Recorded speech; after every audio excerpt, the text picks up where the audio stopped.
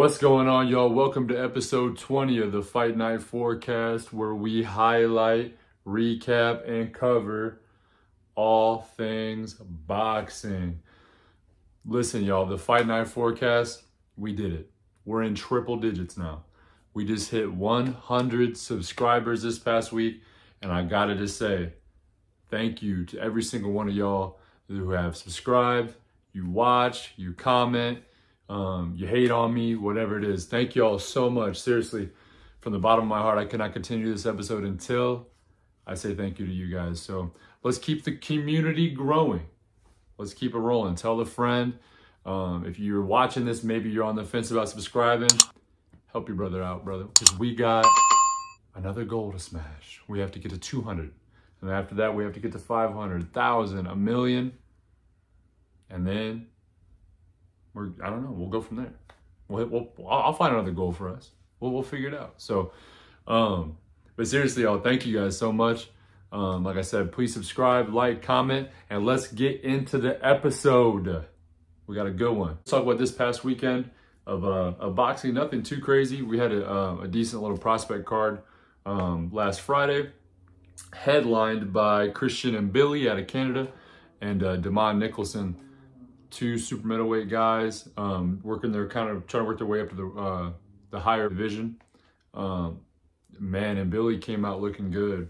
Had a lot of heavy pressure on Damon Nicholson. You guys might remember Nicholson. He fought Demetrius Andrade in that last bout. I think it might have been Andrade's last bout that he had, but it was his first bout in the super middleweight division. I think it was on the Plant Benavidez card back in March. So, but yeah, I mean, Damon Nicholson, I think he's like 26-5, something like that.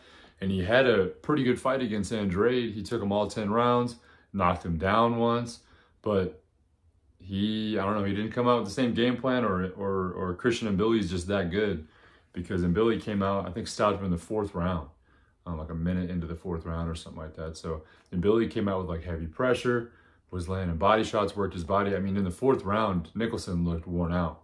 I think it just has a lot to do with the pressure that Billy put on, but then all the body shots just added up. And Billy looked strong. He looked like he's ready for the next step. Do I think he can beat a Canelo or I don't know, a Benavidez or someone like that? Maybe not, but you know, I wouldn't mind seeing him in there with my boy Plant or Andrade maybe, or if you know, Charlo's looking for kind of a, you know, tune-up, if you will. And Billy might be that good tune-up that Charlo could use at 168. I don't know, maybe not. Maybe Billy would be a little too much of a challenge for him. I don't know, but you know, there's a lot of or maybe even like a Berlanga. The super middleweight division is so stacked. There's a lot of options, but it'd be cool to see Billy take that next step up. You know, I think he's 24 or 25-0 now or something like that. So, I mean, I think Nicholson was a good stepping stone, but let's see him, you know, in the next few months move up to the next, man. Really get him in that higher level super middleweight division talent, you know. So, yeah, that was just about it for boxing though this past weekend. There really wasn't too much going on. You know, I would be a liar if I didn't say that we witnessed one of the biggest upsets at UFC though this past weekend, and I'd be a liar if I told you I wasn't going to cover it. So I'm sure many of you guys watched that Strickland and Adesanya. Man, that was not what anybody expected, not what I expected to happen, but it just goes to show that in this in combat sports in general, whether that's boxing, MMA, I mean, you know, karate, combat, like whatever you want it to be, right? Everyone has a chance. Everyone has a puncher's chance, and it's a wild sport that we watch, you know. So Sean Strickland upset Israel Adesanya to win the title.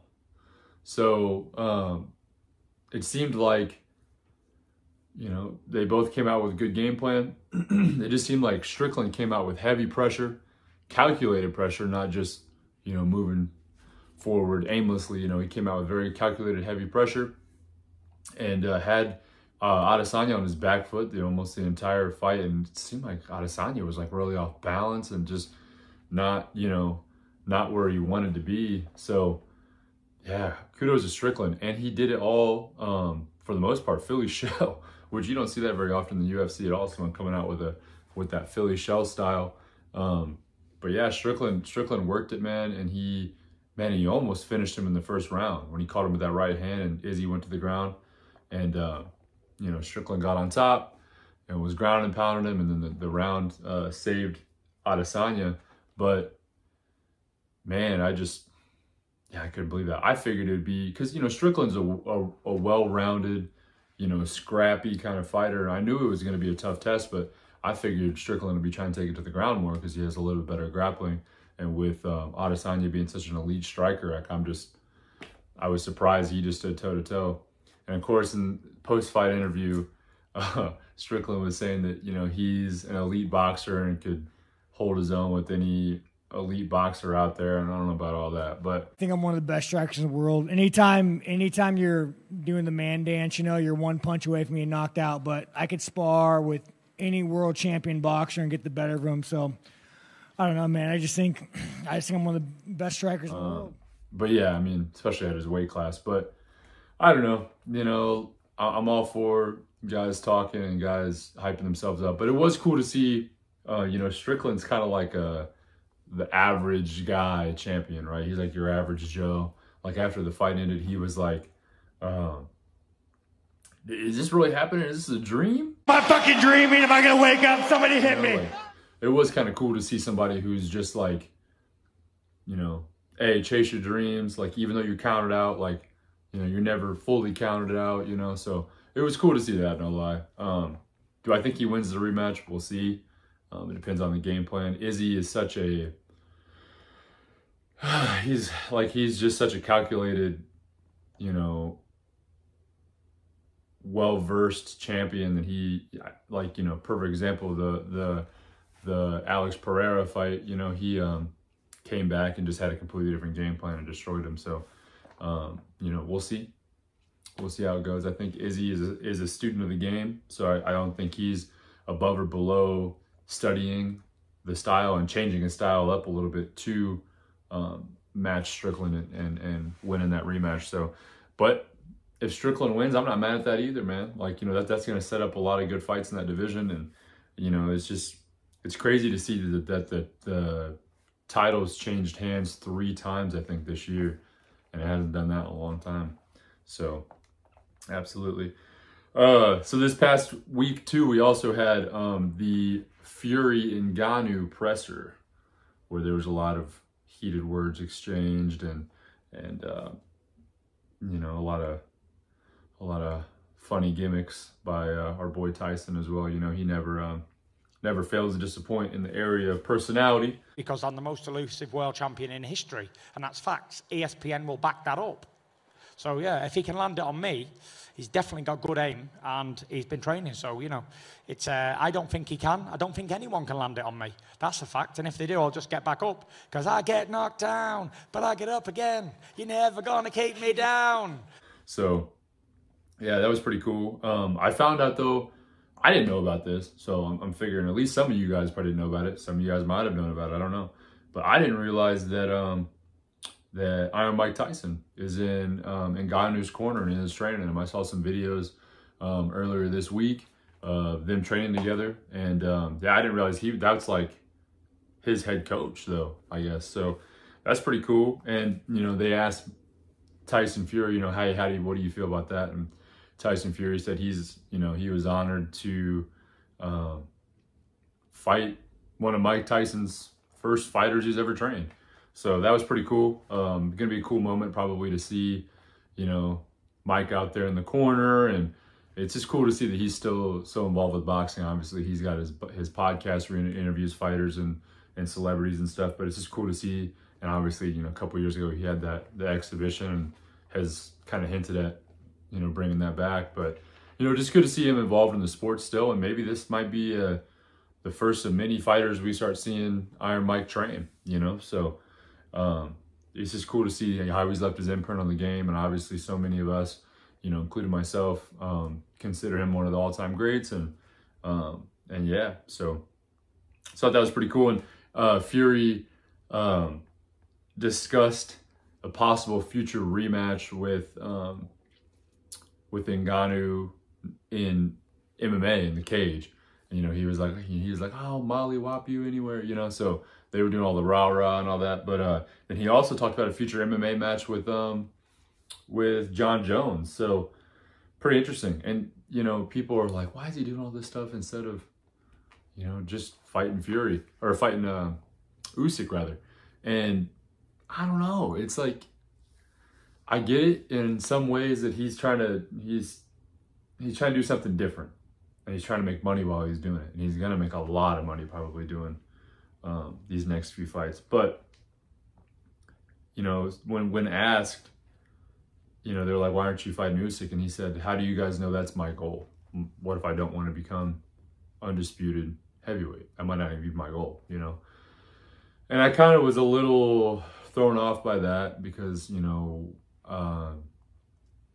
if you're so confident that you could beat Usyk, then why not just get that undisputed and then be done, right? Be done with boxing, and then you can kind of do your side MMA fights and all that stuff. But at the same time, it's like if your goal is not to unify the entire division, then maybe, you know, why hold on to that belt? Maybe we can get that belt relinquished. If you're not in, I mean, I'm just saying, like, if he's not interested in it, right?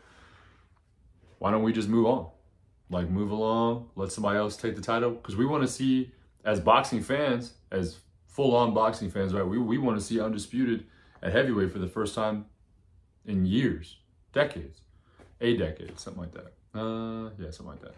But, you know, we want to see it. That's as boxing fans, that's our pinnacle. We want to see our favorite fighters get to that undisputed level, right? And then, you know, if you want to retire after that, then retire. You know, I think that's Usyk's plan. Usyk wants to get undisputed, and he's probably out the game. So, but it's like one of those things where it's like, you got to either crap or get off the pot. You know what I mean? You can't just hold on to that belt and fight your mandatories or whatever, and then not push for unification for that undisputed, you know? So, just kind of interesting. I feel like I kind of learned a lot about Fury's goals, I guess, from that presser a little bit, but yeah, it's all good. So let's move forward to this weekend. On Friday the 15th in Corpus Christi, Texas, we have a IBF featherweight title bout against Luis Alberto Lopez and, man, I might butcher this, Joet Gonzalez. So you guys remember Gonzalez, he had only lost to Shakur and Navarrete. So those are his two big fights. Unfortunately, he came up short on those. And Luis Alberto Lopez, he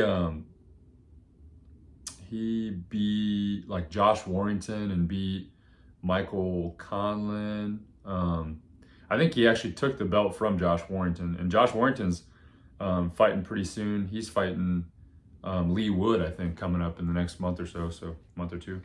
But yeah, so this is gonna be a good bout. Obviously, it's title bout. You know, it also has a pretty stacked card on it too. It's got Xander Zayas. He's fighting Roberto Valenzuela. That's 10 rounds at junior middle. Jermaine Ortiz. He was supposed to fight. He fought Loma and lost, and he was supposed to have another bout on the Haney-Loma card, but then he hurt his back in training camp. So, but Ortiz, man, he's slick. He's big for that division. His only loss is Loma. Can't hang your hat on that. He's fighting Antonio Moran, and Moran's a decent step up too. He's 25, 5-1, and I think he lost to Haney, if I'm not mistaken, at some point. But that's 10 rounds in the lightweight division. And then we got Robson Conceição. You know, he fought Shakur at 130. That was that fight that Shakur missed weight on. And Robson had a chance to take the belts, but he, lost. And obviously, since Stevenson won, the belts were, I think, vacated at that point, because Stevenson, he could not retain his belts since he didn't make weight. And then he obviously moved up to 135. But yeah, he's fighting on there. And then Tiger Johnson, Delonte Tiger Johnson, 2020 USA Olympian. He's fighting a junior welter. I don't think he has a opponent. It says, I think it's to be decided still, but yeah, that'd be pretty cool. And then Vargas the same way. I think he doesn't have an opponent yet, but they're gonna throw somebody in there last minute. But and man, a lot of guys fighting at lightweight. You know, this seems like this weekend's kind of a lightweight showdown. You're gonna see a lot of the young and up and coming talent. Yeah, but perfect example. Same night, on the DAZN, they have Angel Fierro and I'm gonna butcher this one too. Brian Zamaripa, and they're doing 12 rounds at lightweight. And yeah, and then September 16th, which would be Saturday, William Zepeda is fighting Mercito Gesta, 12 rounds lightweight. So it's kind of a little lightweight showdown this weekend. So a lot of, you know, good cards. Definitely watching the top-rated card on Friday with Lopez and Gonzalez. But yeah, gonna be looking good. Little weekend of lightweight boxing, a lightweight tournament, if you will. But and what's crazy with lightweight is it's so stacked, and a lot of these guys have kind of all fought each other. So, you know, like everything's kind of mixed and matched in, you know.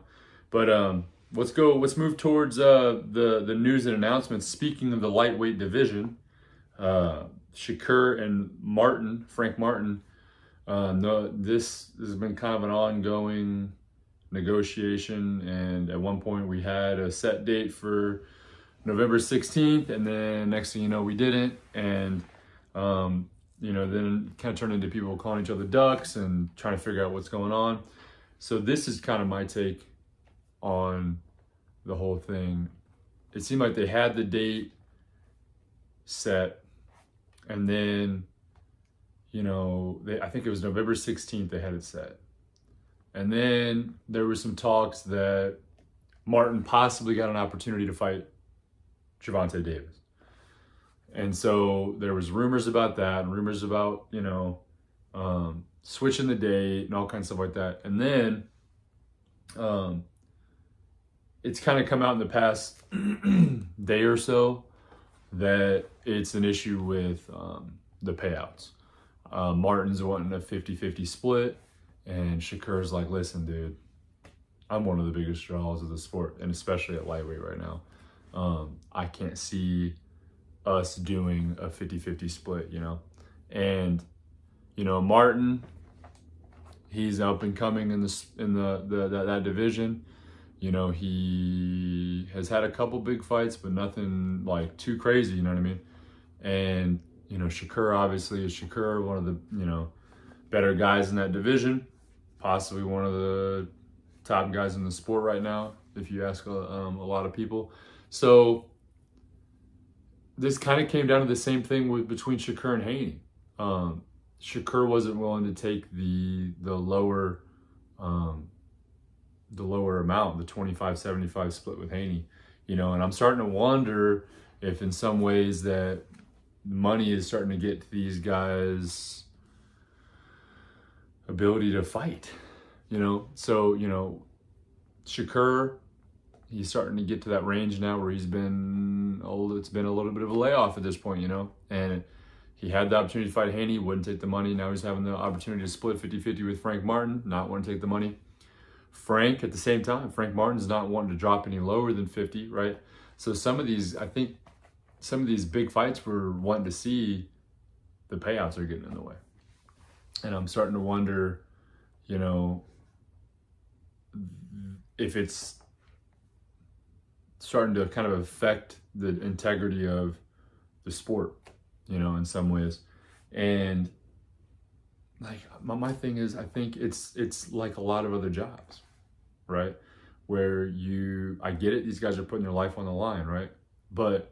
And you're putting your career on the line, If you know, a lot of times, you know, even though we're starting to move away from that ideology, but if you lose your O, you kind of lose your big, right, draw in a lot of ways. Man, he's not undefeated anymore. You know, there's not that luster that there once was, you know, but even though we know that's not true.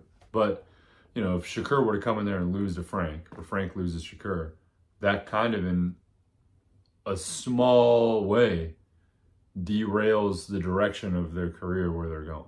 I mean, I don't think it will permanently do that, no, but then you have to go back and you have to fight a couple lower level guys and get your way back up there, right? And that's just something that both those guys are on a career trajectory where they're not wanting to have that setback, right? So I think that it's like a lot of the jobs though, where you have to take a little, I'm not saying completely derail your worth, but take a little less, right?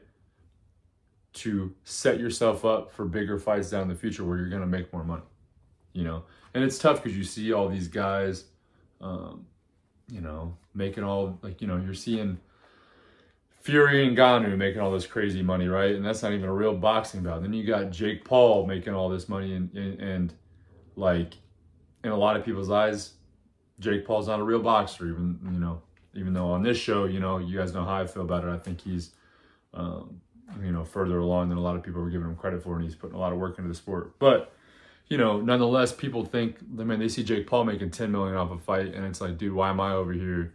You know, I've been doing this since I was 8, you know, and I'm like, I deserve my 5, 6, 7 million, bro. You know, I'm making less than $1 million a fight. The same thing with Teofimo. He complained about that. He's like, that's how he got, you know, he kind of got himself out of his top rank contract, because he was like, dude, I'm over here fighting for little to nothing. So I think that a lot of this celebrity boxing and all this kind of stuff has inflated the market a little bit, and it's made these guys more difficult to get the amount of money they want out of a bout, you know? So I'll let you guys know if I hear anything else about the Shakur Frank Martin, but as far as I know, it was on for November 16th. The negotiations have kind of fallen through at this point. If I hear anything else, man, I'm definitely going to update you guys, because I'm a big Shakur fan. And I like Frank Martin too, and I want to see this fight. And I want to see the lightweight division prosper. You know, it's so stacked. And, you know, yeah, Devin Haney right now moving up to 140. So there's definitely going to be opportunities, you know, especially if they end up vacating the belts, or, you know, or if Haney decides, hey, I'll move back down to fight one of these big names or whatever. And then obviously you got Tank Davis in the mix. Like, who knows who he's going to fight. Pitbull Cruz is working his way up there, even though he didn't look the best in his last bout. That's still a dub. You know, so lightweight's got a lot going on. So, and then obviously all the fights we have coming up this weekend, these guys are all working their way up too. So, absolutely. Let's keep rolling though with announcements. We got Amanda Serrano and Danilo Ramos set to fight. And this is going to be the first time since 2007 that they're doing like men's rules. They're doing 3-minute rounds and 12 rounds. I believe women normally fight 10 2-minute rounds or 10 3-minute rounds, something along those lines. So nonetheless, they're going to be fighting longer than the average women bout has. It'll be the first time since 2007 that's happened. So that's pretty cool. Amanda Serrano, she's kind of pushing the game, man. I feel like she always does that. She pushes the limits of women's boxing, you know, and she's a real trendsetter. So I don't know. Tell me what you guys think. I mean, do you think women should just box the same amount as men? I don't know. I mean, I think that obviously there's a lot of genetic differences between men and women and what they can handle and physical capabilities and stuff in a lot of ways. Don't cancel me because of that. But it's just, you know, I think that when it comes down to sports in a lot of ways, there's just small differences like that, you know. But tell me what you guys think. I think that, in my opinion, if they want to fight that and they agree to that contract, let them do it. You know, I don't have any problem with that. I'm not so set in my way or anything like that. I think that that's not how that works. I think if both athletes agree to it, you know, it's in the contract and they both know what's going on, then why not, you know? I love women's boxing. I think that there's so many good athletes that are just showing out on a regular basis, you know. So let's see it. Let's see it more. If I don't know if that's going to be, you know, more of a thing we see coming up though, fighting more of the longer rounds, or, you know, and longer amounts of rounds, but I don't know. We'll see how it goes. Another announcement, we got Janibek. He's coming back. He's fighting Vincenzo Gualtieri at a middleweight unification bout. That's going to be on October 14th. So it's kind of nice that we're seeing, there was kind of a lull for a while there at middleweight. You know, Triple G's kind of out of the picture now. And then we had Jermall Charlo, you know, he's held on to that I think it's a WBC belt for like something crazy, like 800 days or something like that, and without a fight, you know. So it seems like 160 just hasn't had any unification bouts, hasn't had a lot of title changing hands or anything like that. So kind of nice to see that we're hearing some names in the middleweight division. And Janibek, you know, he might not be that pretty champion that you know want to see, or a champion with the best charisma, I guess. But, you know, that dude's a dog, man, and he is dirty with it. So, yeah, excited to see that bout coming up on the 14th of October. And then we'll just hit some upcoming key dates, and we'll kind of wrap this up. We got Zhilei Zhang and Joe Joyce. They're fighting for the WBO heavyweight interim. And on that same card, we got Yarde and Ricky Summers fighting at light heavyweight, 10 rounds. I'm sure that's going to be some kind of setup for a mandatory or, you know, a title eliminator. But yeah, I think also we have Richardson Hitchens fighting Jose Zepeda, which is going to be a really good fight. 10 rounds at junior welter. And that's going to be on the 23rd as well. And on the undercard of that, we have Jessica McCaskill. She's fighting Sandy Ryan. And McCaskill is the WBA, WBC welterweight champion, and then also the WBO is vacant. So they're fighting for all three of those. I'm a big fan of Jessica McCaskill. She's from the Chicago area. And at one of my first amateur bouts, I actually got to meet her. She was in the corner of somebody on the same USA boxing card. So that was super cool. I got to kind of sit and talk with her a little bit and pick her brain. And met her coach, Rick Ramos, as well. And yeah, that was super cool. Super cool moment. So big fan of McCaskill. I will be watching. Best of luck to both fighters. Hopefully the best woman wins. But yeah, she's tough, man. I remember meeting her in person, and she just has that, like, she has that aura to her. She's like, I'm a real one, you know? So yeah, she's really cool. So yeah, and then obviously later down the road we have Canelo and Charlo. Canelo Charlo's coming up. So that's gonna be a big bout on the 30th. We have a plethora of fights in October, including Fury and Ngannou, obviously, which we covered earlier. That's coming up on the 28th. And they just moved, which I told you guys, right? I told you guys that they should have moved that Haney pro-grade card, and they did. So they moved it to December, and which I think is a great business idea. Just, it's got to be one of those things where that's got to be the main attraction that weekend. Otherwise, I'm afraid they're not going to do as many pay-per-views as it should. It's going to be a good bout. It's just, again, like I said a couple podcast episodes ago, I guarantee more people will buy Fury and Ngannou based off the names. You know, even though it won't, I don't personally think it'll be the better of the two bouts, technically, right? But it'll be a fun bout to watch, but the better boxing bout is going to be Haney Prograis. So I'm glad they did that. That was a good business decision, I think. They needed to get that moved to a date of its own and just, you know, let that be the main attraction that weekend. So I'll definitely be watching. But I believe that's going to be hosted by Top Rank, I think. So it'll be an ESPN Plus subscription.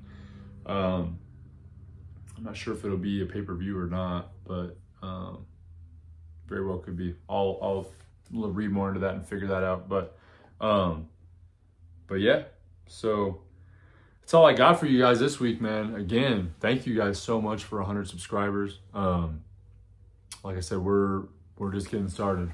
Only gonna push the envelope further from here. And like I said, we're shooting for 200 now. So tell a friend, please like, comment, subscribe, hit the post notification. Tell a friend, tell your cousin, tell your uncle. Let them know that we're covering boxing here, baby. All right? All right, y'all. I'll see y'all in the next one. Peace.